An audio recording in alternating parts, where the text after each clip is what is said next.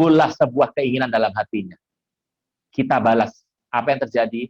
Mereka berdua kumpul bantai 70 saudara tiri dari Gideon. Dari Abimelek. Cilakanya yang nomor 70 pas dibunuh, orangnya salah. Yang benar cuma 69, yang satu salah. Aslinya ada satu anak Gideon, namanya Yotam. Selamat dan lari kabur karena dia takut sama Abimelek. Apa yang terjadi? Kemudian berkumpullah seluruh warga kota Sikem dan Bet Milo, mereka menobatkan Abimelek menjadi raja dekat pohon Tarbantin di tugu peringatan yang di Sikem. Jadi raja. Inginnya apa? Sebetulnya dia bukan pengen jadi raja, bukan pengen jadi hakim. Dia inginnya adalah revenge, balas dendam. Keinginan jadi rajanya itu tidak murni. Keinginan jadi pemimpinnya tidak murni. Keinginan jadi hakim gembalanya nggak murni. So pastikan. Makanya kalau Bapak Ibu ngelihat ya, mata kita nih jadi orang Kristen nih senang gitu lah. Bisa ngelihat lapangan. Anda kalau ngelihat ada orang hati nggak murni, pengen jadi pemimpin, dan berhasil jadi pemimpin, tenang aja Bapak Ibu, tunggu beberapa tahun, nanti blunder. Sering lihat toh? Sering lihat kan? Nah, sering lihat kan? Nah, lagi-lagi nggak tahu ya, sering lihat kan? Ya. Orang kalau hati nggak tulus, pengen jadi pemimpin, nggak tulus, berhasil, lihat aja, ntar juga blunder. Nggak usah di pemerintahan, dimanapun termasuk di pelayanan. Kenapa? Yang menjamin ayat ini. Alkitab berkata, ayat 7. Setelah dikabarkan kepada Yotam, Anda kalau punya bayi atau punya cucu atau punya anak lagi hamil, kasih nama anak laki Yotam. Nggak cocok Pak, kayak ketam gitu Pak. Yotam itu artinya Allah itu sempurna. Oh, keren dong. Kasih nama Yotam. Tapi memang katanya bunyi itu nggak cocok ya. Yedida itu bagus namanya. Tapi kalau ada saksi nama Yedida, saya kasih tahu Bapak Ibu, orang-orang kelurahan seringkali salah ketik. Nah itu dia masalahnya. Terlalu susah, salah ketik nanti kacau nanti sudah. Anda ngalami ya mungkin ya. Nah, itu. Nama saya di PBB aja salah ketik kok. Iya. Jangan pakai nama aneh-aneh deh, udah pakai nama yang paling keren. Budi. Nah, udah pasti bener. Budi udah gitu aja. Macam-macam nama. Jeskiel. Namanya Zefania, macam-macam ya. Masalahnya kita punya kelurahan bisa salah ketik, itu masalah kita. Udah gitu aja. Balik. Jangan ngomongin pemerintah nggak bagus, kita hormati dan berkati. Dan berserulah dengan suara nyaring dari gunung Gerizim. Dengar warga kota Sikem. Allah mendengarkan kamu juga. Sekali peristiwa pohon pergi merapi yang menjadi raja atas mereka kepada pohon zaitun. Jadi raja atas kami dong. Pohon zaitun menjawab, masa aku tinggal minyak dari yang pakai untuk menghormati Allah dan manusia dan pergi melayang atas pohon-pohon? Kata pohon pada pohon ara, mari jadi raja atas kami. Pohon ara berkata pada mereka, masa aku tinggalkan manisanku dan buahku yang baik dan pergi melayang atas pohon-pohon? Kata pohon kepada pohon anggur, mari jadi raja atas kami. Jawab pohon anggur itu pada mereka, masa aku meninggalkan air buah anggurku yang bukan hati Allah dan manusia dan pergi melayang atas pohon-pohon? Itu siapa sih? Ini parabel siapa sih? Ini cerita bahwa orang-orang Sikem tuh pengen punya raja sendiri. Mereka pergi kepada anak-anak Gideon. Anak Gideon itu setara apa? Anggur, zaitun, dan ara. Itu kualitas anak Gideon. Tapi Yotam bilang gini, ayat 14. Dan kata segala pohon kepada semak duri. Siapa semak duri? Abimelek. Mari jadi raja atas kami. Jawab semak duri kepada pohon-pohon itu. Jika kamu sungguh-sungguh mau mengurapi jadi raja atas kamu, telah berlindung di bawah naunganku. Jika tidak, dia api keluar dari semak duri dan makan habis pohon aras yang ada di gunung Libanon. Semak duri itu tegak, kaku, tajam, pendek, nggak bisa menaungi. Anda bisa lihat ya. Jadi Abimelek itu tipenya apa? Sudah dangkal, orangnya kaku, tajam, ada bengis dan kejam. Kok jadikan pemimpin? Nah, terus ayat 16. Sekarang jika kamu berlaku setia dan terus ikhlas dengan membuat Abimelek jadi raja, jika berbuat baik kepada Yerubbaal, kepada turunannya, jika kamu membalas kepada seimbang dengan jasanya, bukankah Allahku telah berperang membela kamu dan menyabung nyawanya, telah melepas kamu dari tangan orang Midian? Kamu sekarang berontak pada keturunan ayahku dan membunuh anak-anaknya, 70 orang banyaknya dari satu batu, serta membuat Abimelek anak budak perempuan. Waduh, mantep ini. Jadi raja atas Sikem karena apa? Karena dia saudaramu. Jadi jika kamu pada hari berlaku setia dan terus ikhlas sama Jerubbaal dan keturunannya, silakan kamu bersuka cita atas Abimelek. Dan silakan ia bersuka cita atas kamu. Tapi jika tidak, garis bawahi. Biarlah api keluar dari Abimelek memakan habis warga kota Sikem dan Bet Milo. Bila api keluar daripada warga kota Sikem dan juga Bet Milo, akan habis Abimelek. Dan Yotam lari karena takut sama Abimelek. Anda baca ayat 22. Nah ini, udah garis bawahnya ini. Ayat 22. Setelah 3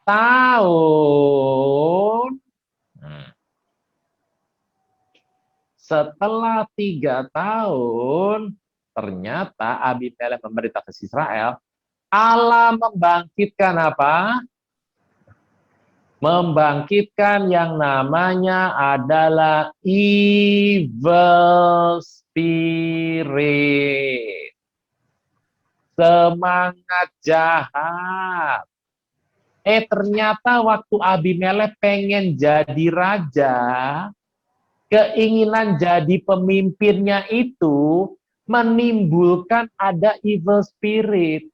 Persekongkolan yang salah antara Sikem dan Abimelek menimbulkan evil spirit. Makanya saya selalu tenang dari dulu. Kalau ada orang nggak beres di kantor, ya toh, bersekongkol sama orang di atas nggak beres, berusaha untuk mendongkel-dongkel saya tenang. Kenapa? Jaminannya hakim-hakim 9. Nggak apa-apa, kasih, dibere, cek orang sudah teh, dibere, kasih, lepaskan, giveaway, udah kasih aja. Nanti dalam 3 tahun Alkitab berkata, muncullah evil spirit. Tiba-tiba warga kota Sikem, itu warga kotanya itu bisa nggak suka sama Abimelek. Nggak suka.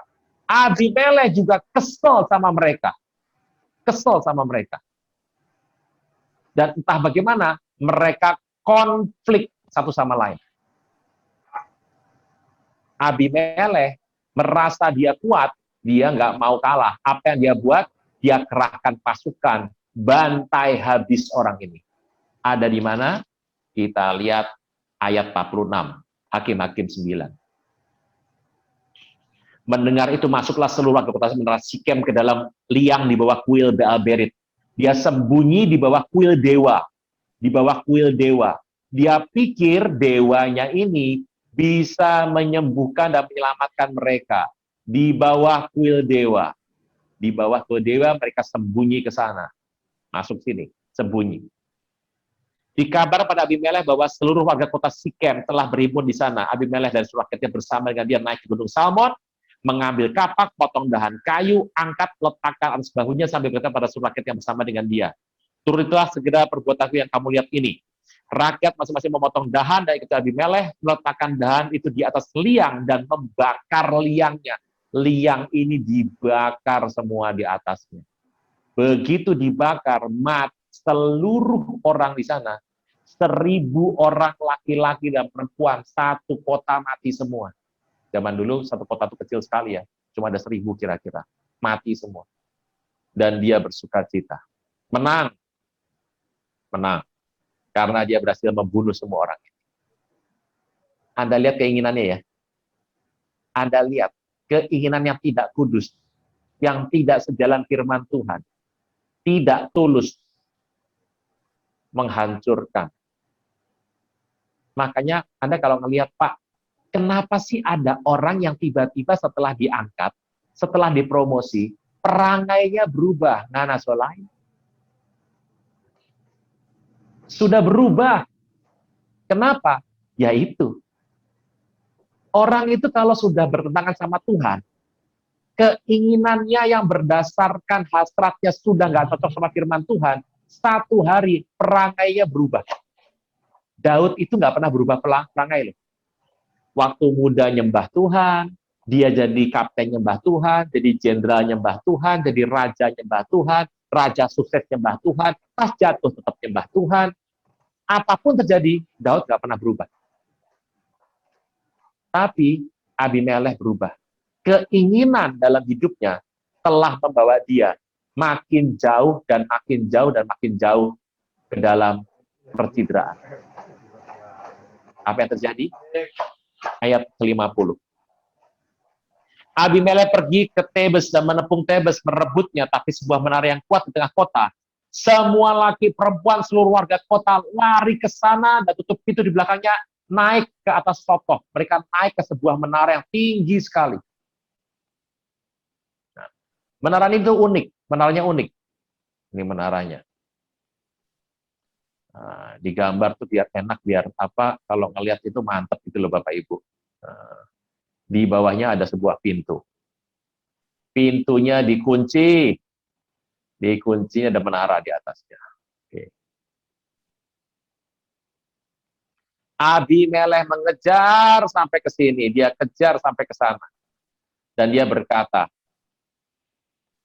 sampai Abimelekh menara itu ayat 52 dan menyerangnya, ia menerobos sampai pintu menara dan dia bakar pintu menara ini, mulai dibakar. Tetapi seorang perempuan menimpakan batu kilangan kepada Abimelekh dan memecahkan batu, dia lempar ke sana sebuah batu. Tuing. Batu. Kena kepala dia dan Abimelekh mati. Demikianlah kita berkata, dengan demikian ayat 56 Allah membalaskan kejahatan dilakukan Abimelekh kepada ayahnya, yaitu pembunuhan atas ke-70 saudaranya.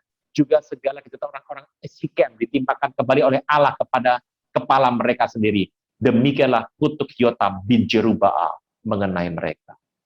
Bisa dapat kisahnya Bapak Ibu sampai sini. Makanya kadang-kadang kenapa sih orang tuh selalu punya peluang untuk naik kok dalam hidup ini. Tapi pastikan kalau engkau dan saya punya peluang untuk naik, pastikan punya hati yang bersih depan Tuhan. Karena kalau tidak, akan membunuh diri kita sendiri. Makanya penting hari ini, jauhkan sakit hati. Ini loh, nih, Alkitab mencatat orang sakit hati yang akhirnya mati selain Abimelekh adalah Absalom. Pokoknya semua dipakai. Tujuannya bukan menjadi seorang gembala yang baik. Tujuan naik pangkatnya cuma satu, membalas sakit hatinya. Pernah nggak dengar orang begini? Nanti tunggu ya, kalau aku jadi manajer, kamu aku pecat. Lah belum naik jadi manajer sudah ngancem-ngancem, ya nggak bakal naik, kan gitu. Mau baru jadi kepala bagian aja sudah pengen kawin lagi, ya nggak bakal jadi kepala bagian, kan gitu. Nah sama aja. Intinya adalah, nah ini. Makanya waktu kita naik, Daud itu punya sakit hati banyak banget. Daud tuh punya sakit hati banyak banget. Yusuf banyak banget sakit hatinya. Tapi orang ini nggak pernah menggunakan dasar pembalasan sakit hatinya dalam masa dia dipromosi oleh Tuhan. Keinginan hatinya tuh betul-betul adalah tulus. Makanya kalau ditanya apa yang kita bisa take away, kita bawa hari ini, ada keinginan hati. Abimelekh itu datang, dia ingin melakukan sesuatu, tapi akhirnya dia mati dibunuh. Dan matinya sama seorang perempuan. Zaman dulu Bapak Ibu kalau mati sama perempuan itu, makanya diteriak, bunuh aku cepetan. Daripada orang nanti bilang aku mati sama perempuan, malunya bukan main. Itu. Bayangkan, sampai dia mau mati aja, masih pegang harga diri loh. Bisa ngerti ya, ini anak sakit hati kayak apa. Dia merusak dirinya dengan sakit hati. Nggak pernah kasih pengampunan. Dia naik semuanya melawan cara Tuhan. Satu hari dia lupa setelah 3 tahun.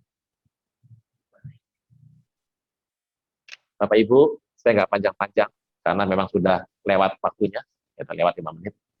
Saya berhenti sampai sini. Saya harap Bapak bisa menangkap sesuatu.